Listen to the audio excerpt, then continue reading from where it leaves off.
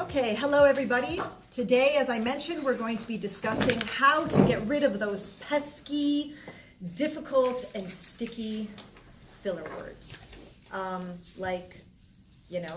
Those filler words.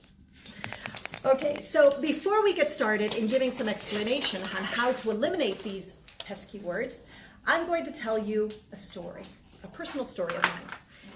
It's about a client named John that I worked with last year. And John came to me and he said, you know what, Kareen, I have a problem and I need your help to tell me how to get rid of it. So I said, well, tell me, John, tell me a little bit about your problem.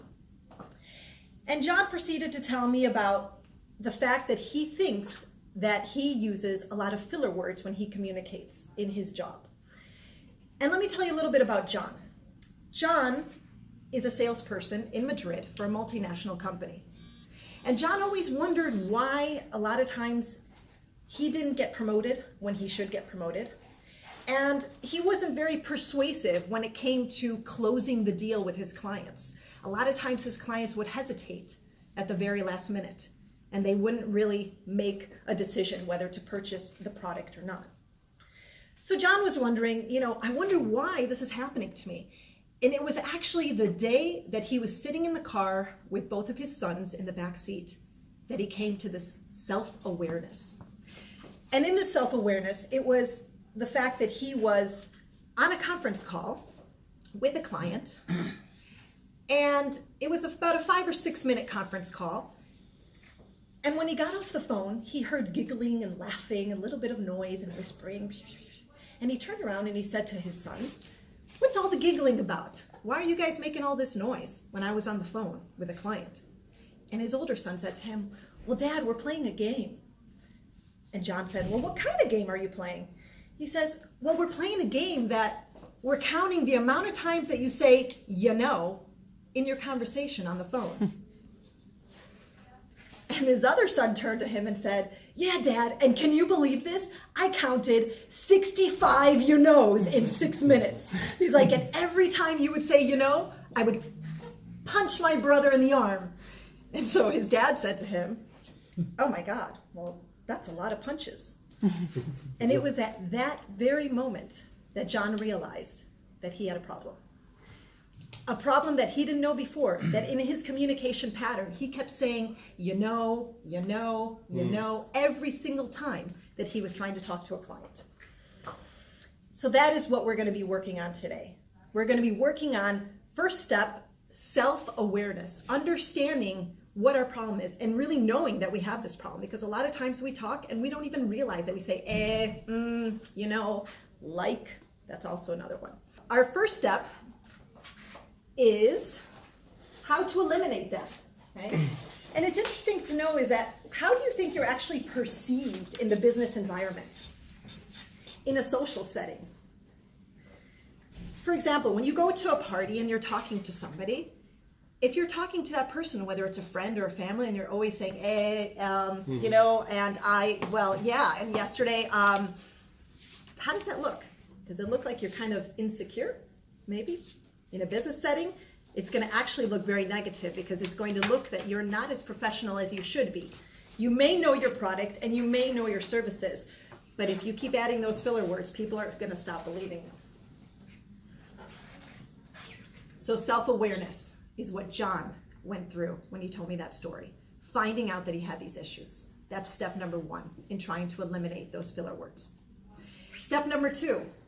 Prepare and practice. I know I say this about everything in public speaking, but it's true. And it's a cliche, but it is true. You have to prepare and you have to practice. If you know what you're going to say to your clients, your customers, your employees, your friends, if you know it really well, just like an actor, you're not going to use those filler words. So prepare and practice. Step number 3, slow down. Make sure that you slow down when you speak. We have a tendency when we're nervous and we're in a big public venue, maybe giving a presentation in front of clients, or if it's even a small group, we tend to get nervous, right? And when we're nervous, what do? We fill it with right? So try and slow down. Don't slow down too much because it may sound like you're, a little bit tired or a little bit depressed. But slow down when you feel that you're speeding up too much, because it's more apt to make those mistakes. Step number 5, just pause, right? Instead of filling in with the filler words, give your presentation, and then if you're gonna say just be quiet, shut your mouth. Because when your mouth is closed, you don't say filler words, right? So pause and stop. You have to get used to that. A lot of people feel it's so uncomfortable to give a pause. Oh, but I'm gonna pause and they're gonna notice it and it's gonna make me sound ridiculous if I pause. Like I don't know what I'm talking about. It's just the opposite. They're gonna think you don't know what you're talking about if you're gonna fill in that empty space with right? Be quiet. Pause. And this next one is step 6, replace other words. So instead of using like, pero, bueno, okay, tú sabes, you know, all of these things, use therefore. Therefore, instead of saying I'm saying therefore. So we're going to be doing this. I changed an to so. Yeah, but then so is going to become filler words. They use it too much. Don't use it too much. That's a good point. That's a very good point, Yosef. Yes. But then you can use finally and next. Come up with your own words. These are some examples. Maybe you guys have another word that you feel more comfortable with. Okay, so perhaps using finally or next that's my filler word, but for you, you can come up with your own that will be successful. They tend to say that filler words work in patterns. You tend to say a filler word in the beginning of your presentation. So a lot of people actually start out, they come up here and they say, before they even start. It's like, wait, I already counted one filler word. So try to avoid the start of it with the filler word. Then a lot of times the filler words are eliminated during your speech, and then before you get to the next topic, in between paragraph 1 and 2 in your speech, you've got filler words.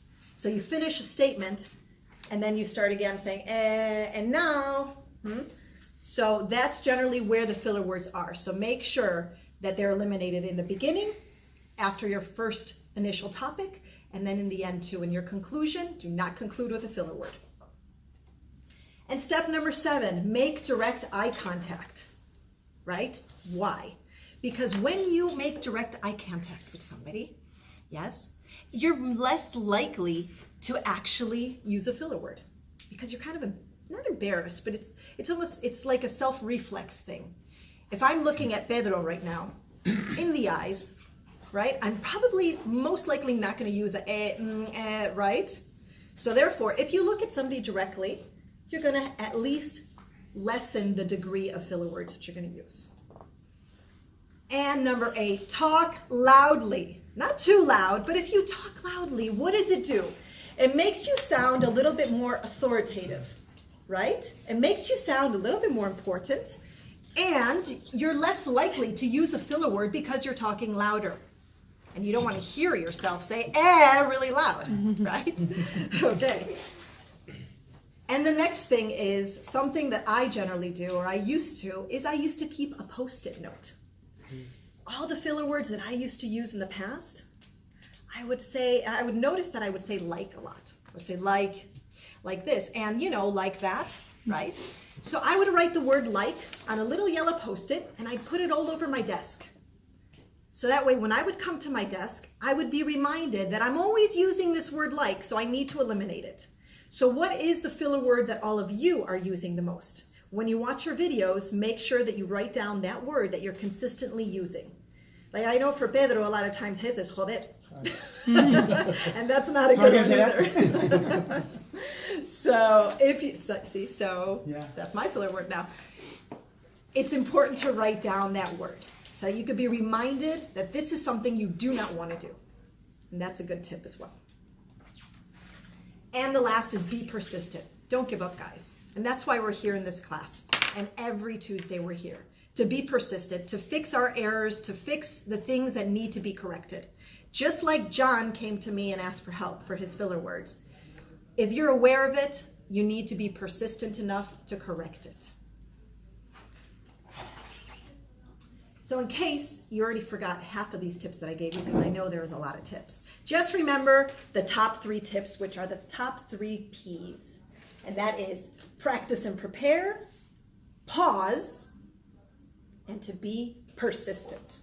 And those are the 3 P's that you need to learn in order to apply that today for this session. And now, let's break into our groups and work on our first filler word activity. Thank you.